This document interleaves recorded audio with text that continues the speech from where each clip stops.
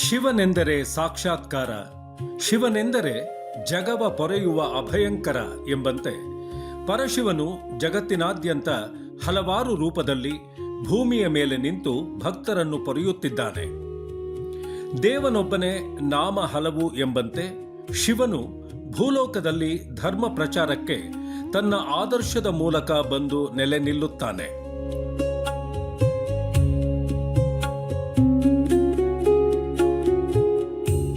ಆ ರೀತಿ ನೆಲೆ ನಿಂತ ಶ್ರೀ ರೇಣುಕಾಚಾರ್ಯ ಸ್ವರೂಪವೇ ಹಾಲುಮರ ಸ್ಥಾಪಕರಾದ ಜಗದ್ಗುರು ಶ್ರೀ ರೇವಣಸಿದ್ದೇಶ್ವರರು.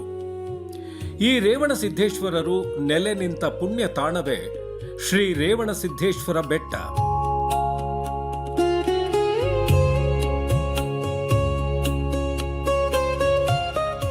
ನಮ್ಮ ಇಂದಿನ ತಾಣಯಾನದ ಪಯಣ ರಾಮನಗರ ಜಿಲ್ಲೆಯ ಶ್ರೀ ರೇವಣಸಿದ್ದೇಶ್ವರ ಬೆಟ್ಟಕ್ಕೆ.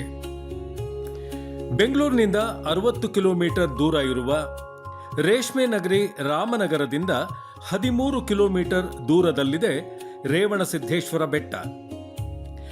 ಮತ್ತೊಂದು ಪ್ರಮುಖ ನಗರ ಕನಕಪುರದಿಂದ 19 ಕಿಲೋಮೀಟರ್ ದೂರದಲ್ಲಿ ಜಗದ್ಗುರು ರೇವಣಸಿದ್ದೇಶ್ವರರ ತಾಣವಿದೆ.